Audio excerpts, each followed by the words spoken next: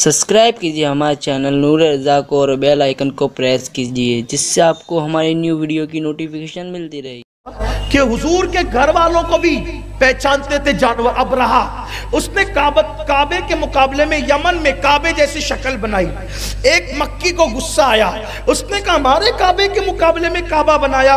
उसने जाकर के उसका खुद साख्ता जो काबा था उसने डुप्लीकेट काबा बनाया था, नकली।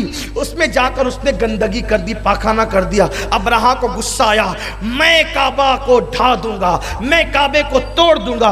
और हाथियों का लश्कर वो लेकर के आया। जब हाथियों का लश्कर वो लाया ना, तो हाथी अरब वालों ने कभी नहीं देखा था। मक्के वाले हाथी देखकर इतना डर गए, वो कहते थे कि हर जानवर के तो 4 ही पैर होते हैं, ये अब्रहा जो लेकर के आया ये जानवर, इसके 5 पैर है, 4 खड़े रहते हैं और 1 हिलता रहता है। यानी उन्होंने सूंड को भी पैर समझा। मक्के वालों को पता नहीं था अरब वालों को हाथी कैसा होता है। वो उन्होंने पहली बार हाथी देखा। अब बताए जिसको वो झूमने झामने वाला पैर समझ रहे हो तो उससे कितना डरेंगे वो लोग। खूब सब डर गए। और अब्रहा ने क्या किया? अब्रहा ने ये किया, सांप की बकरियां, गाय, जानवर, ऊंट हाँक करके सब जब्त कर लिया। सब लोग डरे सहमे थे। हुजूर के दादा अब्बा, हुजूर के दादा जान हज़रत अब्दुल मुत्तलिब रज़ी अल्लाह ताला अन्हु, हुजूर के दादा जान अब्दुल मुत्तलिब, उन्होंने देखा क्योंकि वो काबे के मुतवल्ली थे। काबे के मुतवल्ली हज़रत अब्दुल मुत्तलिब थे। हुजूर का घराना बहुत आला घराना भी हुजूर का बहुत आला। वो काबे के मुतवल्ली थे। लोगों ने कहा देख अबू अब्दुल मुत्तलिब सबकी बकरियां ले गया, तेरी भी ले गया, काबा ढाने आया, कैसे बचाएगा काबा? हज़रत अब्दुल मुत्तलिब ने कहा मुझे कोई फिक्र नहीं, मुझे कोई फिक्र नहीं, काबा महफूज रहेगा, काबे को कुछ नहीं होगा। बोलो ये कोई काफिर बोल सकता है? जिसका घर है वो खुद हिफाजत करेगा। और अब्दुल मुत्तलिब के अंदर इतना पावर और शुजाअत थी कि अब्दुल मुत्तलिब अब्रहा के पास गए बात करने के लिए अब्रहा के पास गए। तो अब्रहा के पास एक उसका सफेद हाथी था, और जंग के मौके पर वो ऐसे बदमस्ती में दौड़ता था और तहस नहस कर देता था लोगों को। अजनबी आदमी उसके पास आ नहीं सकता था और यूं सूंड मारता कि फुटबॉल की तरह इंसान उड़े, इस तरीके से उसकी कैफियत थी। वो महमूद उसका नाम था। उस हाथी का नाम भी आया है तारीख में। क्या नाम था उसका? महमूद नाम था उसका। और सफेद हाथी था वो। और अब्रहा क्या करता था, उसको जहां जाता था तो सिक्योरिटी के लिए अपने खेमे के दरवाजे पे रखता था ताकि कोई अजनबी आदमी आए तो उसको वो उड़ा दे। हजरत अब्दुल मुत्तलिब रज़ी अल्लाह ताला अन्हु जब अब्रहा के खेमे के पास आए तो लोगों ने कहा ये महमूद तुझे उड़ा देगा। लेकिन जब अब्दुल मुत्तलिब उसके पास पहुंचे खौफ नहीं किया। क्यों? मेरे नबी के दादा थे।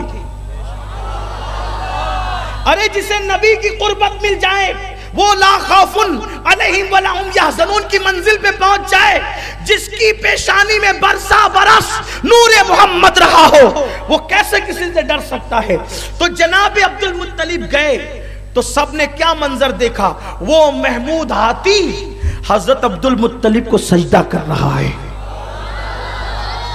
क्यों? हुजूर के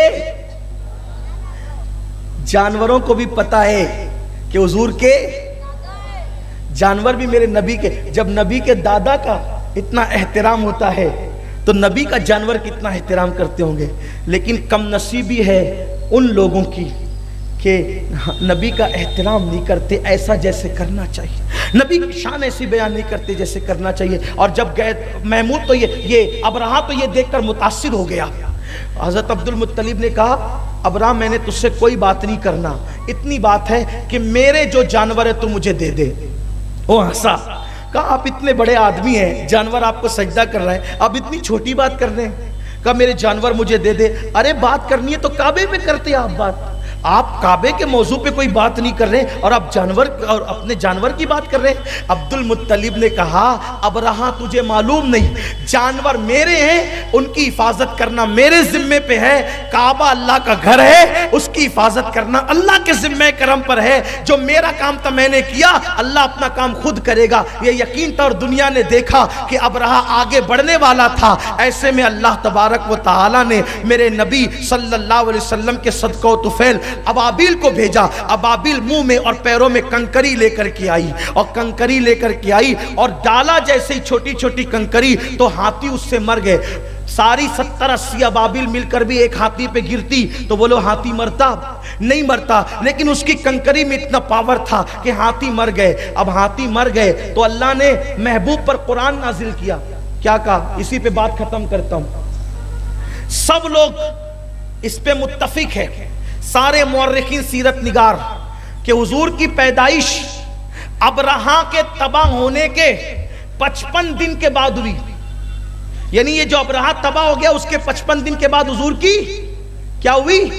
बोलो। और अल्लाह क्या कहता है पता है?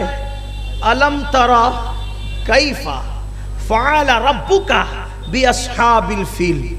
ए महबूब, अलम तरा, अलम अलम, क्या आपने तरा नहीं देखा? अल्लाह क्या कहता है?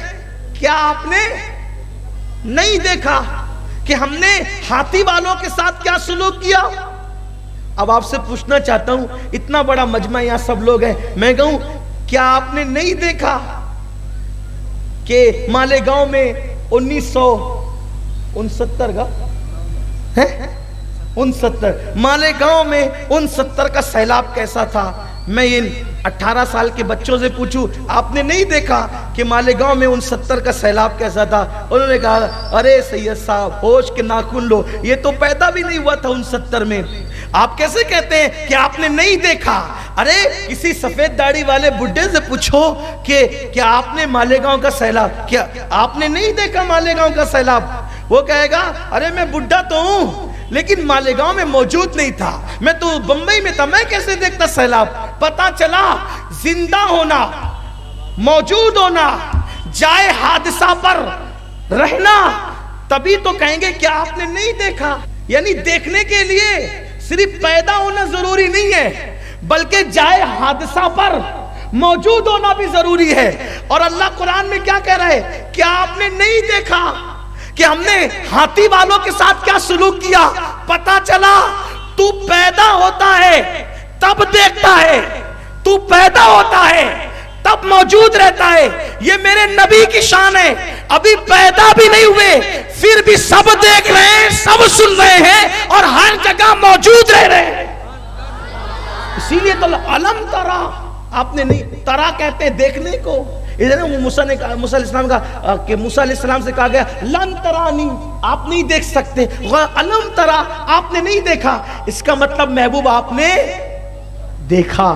तो जो मां के पेट में रहकर, अब तवज्जे, जो नतीजा अखज़ कर रहा हूं खत्म करते हुए, जो मां के पेट में रहकर वादिये महस्सर में होने वाले हादसे को देखता हो, जो मां के पेट में रहकर वादिये मुहस्सर में होने वाले हादसे को देखता हो, इसे कुरान बयान कर रहा है, तो क्या वो कब्र के पेट में रहकर दुनिया में होने वाले हालात को नहीं देख सकता? ये अपने नबी की शान है।